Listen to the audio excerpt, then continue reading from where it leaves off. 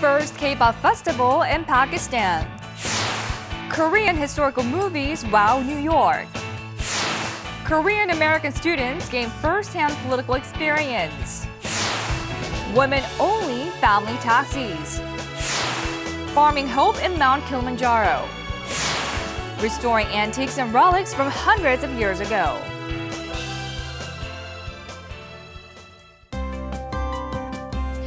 Hello, welcome to Going Global. I'm your host, Jung Se-mi.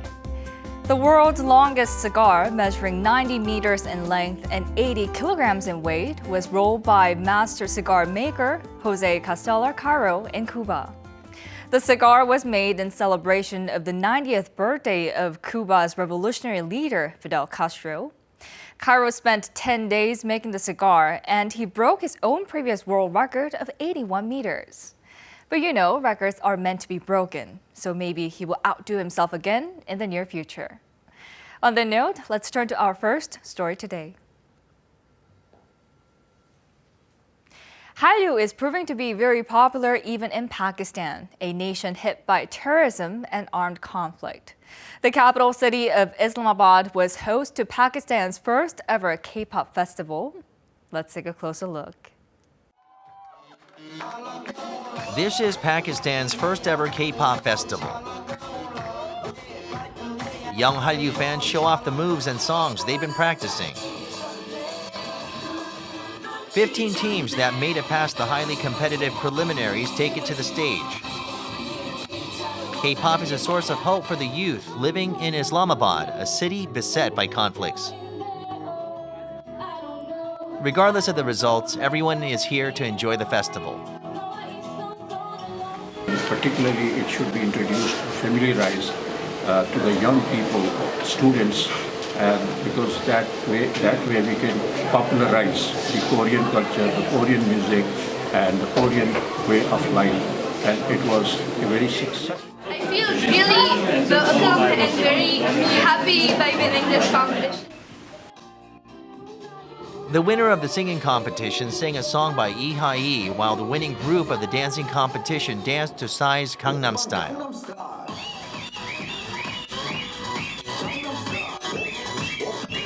They will take part in the K-pop World Festival in Korea this October and receive support for traveling around Korea. 90% I will expect I'm winner. But I'm performing very well now. I'm feel better now and energetic. Excellent.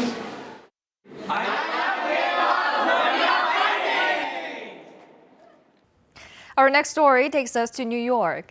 Director Lee Joon-ik is best known for directing and producing the Korean period movies King and the Clown and The Throne.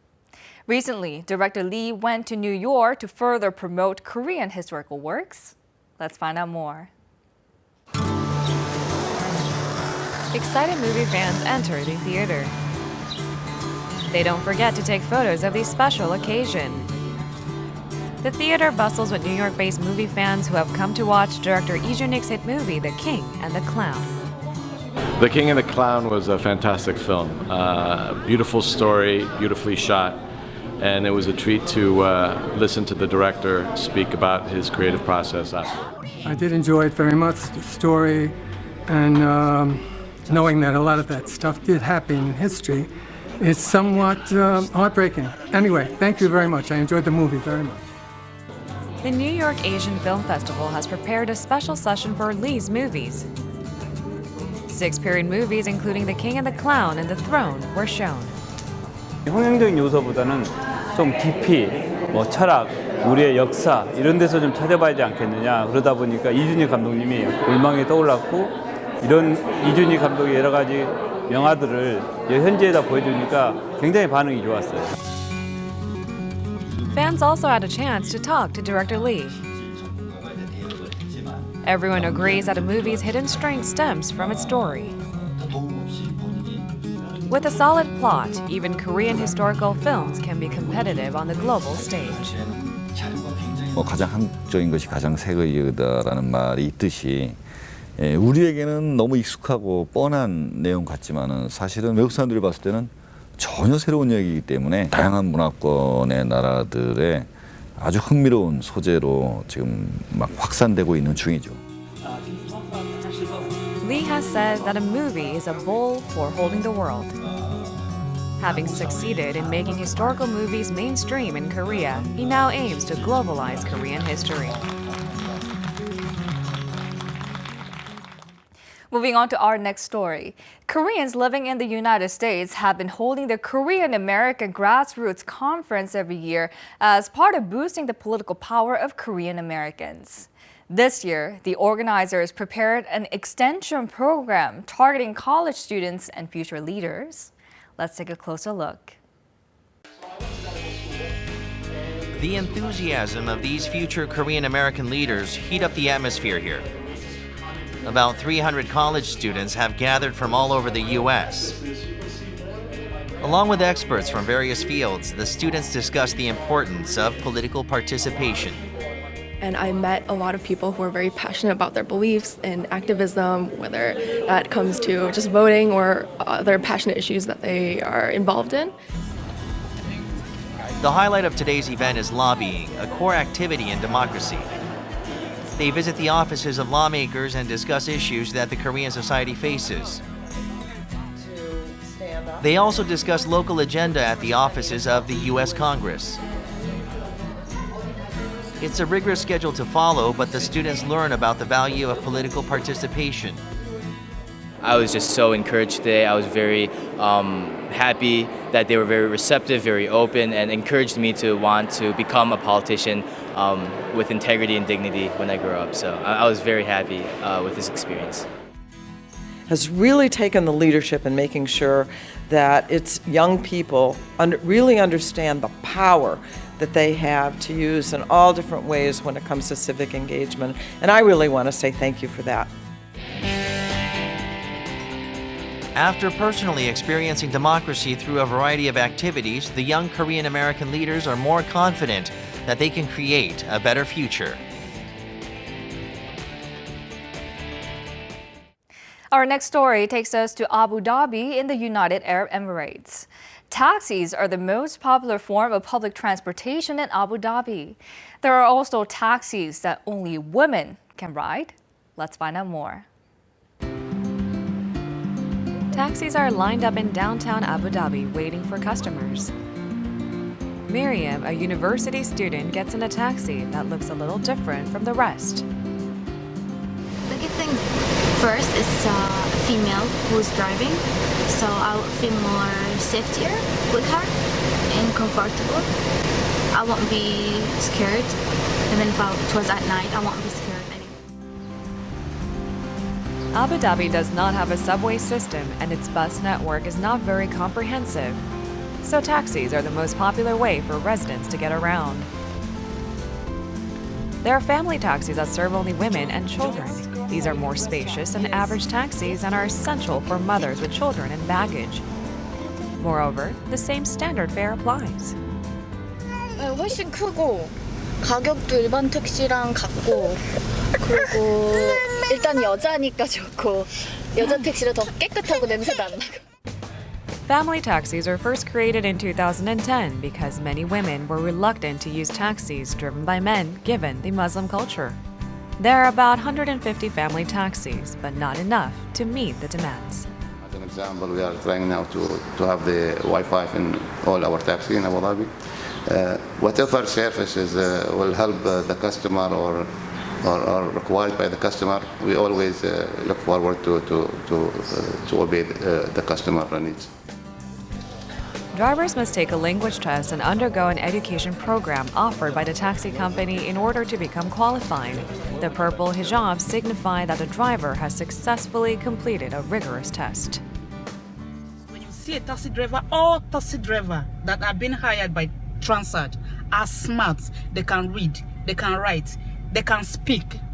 So that is why I say it's very, very easy to communicate with customers, even those that cannot speak English. Family taxis are helping the women of Abu Dhabi get around. They provide not only means of transportation, but also safety and convenience.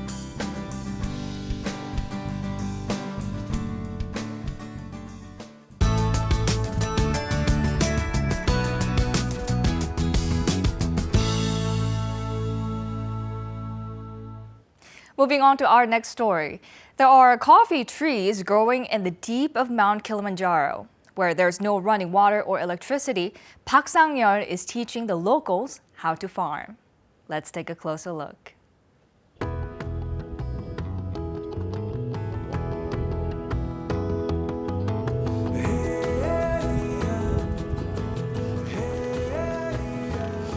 Along the way up Mount Kilimanjaro, there are thousands of coffee saplings. A Korean man is taking care of them.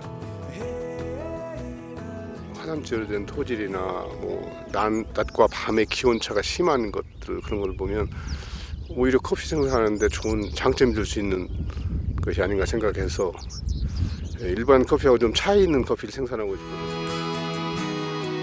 Coffee farmer Park Sang-yeol started a farm in a place where there is no electricity and water. His work is extra challenging due to the harsh environment, but Park believes that his dedication will make his coffee better. Park came to Kenya 27 years ago in search of Africa's unlimited potential. Park has been developing wastelands since last year and looking for new sources of profit. 아프리카에서는 아주 무한한 가능성이 있는 것 같아요. 너무 할 일도 많고요. 이곳 아프리카의 문화를 이해할 수가 있다면 어떤 일을 하시든지 어렵지 않게 꾸려나갈 수가 있을 것 같습니다. Thanks to Park, the Maasai people in the region have new jobs.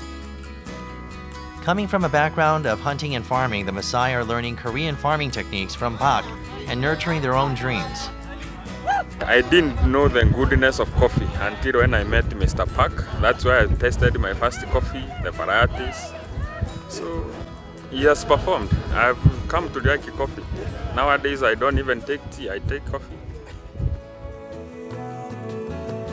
Park hopes that many locals will be able to seek new opportunities at the coffee farm, where the berries are just beginning to appear.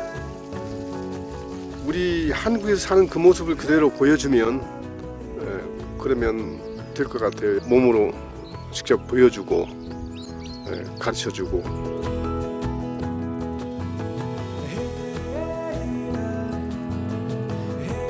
마사이 커피!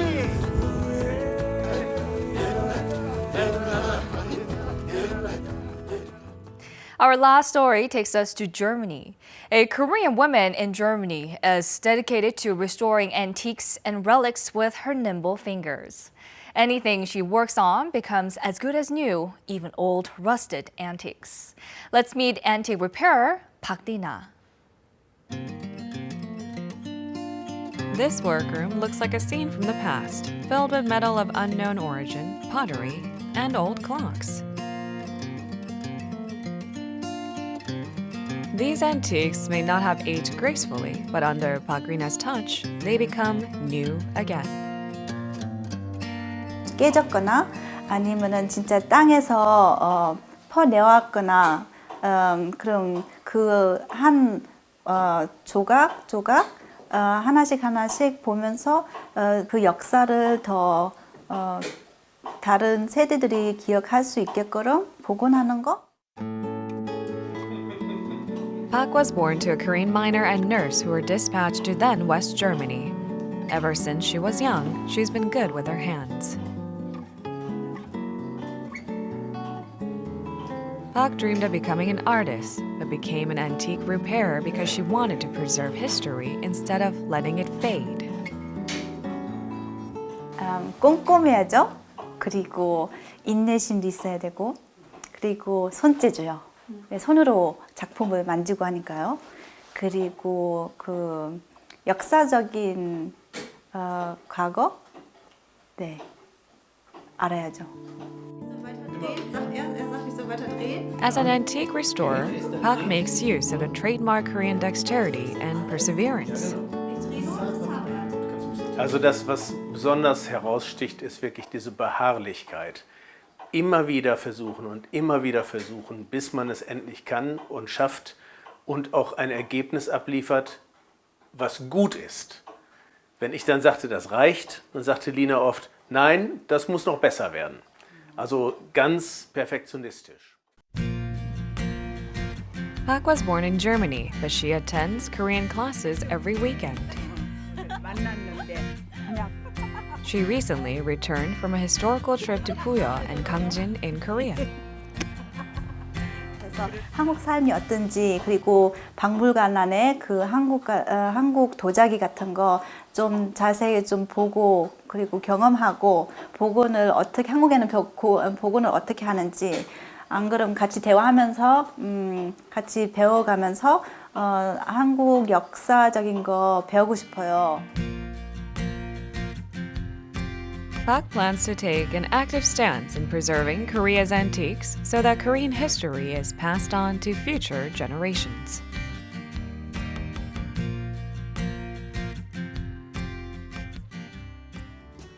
I hope you enjoyed today's stories on Going Global. Now, word has spread of a husband and wife in their 90s who met and married in a Nazi slave labor camp in Poland some 70 years ago. 92-year-old Ziggy Zikraj and 91-year-old Hanka Zikraj met in 1944 while they were imprisoned at the Czestochowa labor camp and have remained happily married all these years. The Zikrajs immigrated to Australia in 1971 and celebrated their 50th wedding anniversary in the backyard of their daughter's home in Melbourne. It was then that the couple mentioned for the first time ever that they'd met in a Nazi camp. They'd kept it a secret even from their family in case it would inflict pain on their loved ones. Their love blossomed in the bleakest moments and helped them overcome all the hardship. Now, true stories like these tell of the power of love and human courage. Now, Going Global will be back next week with more exciting and interesting stories from all around the world. Thank you for watching.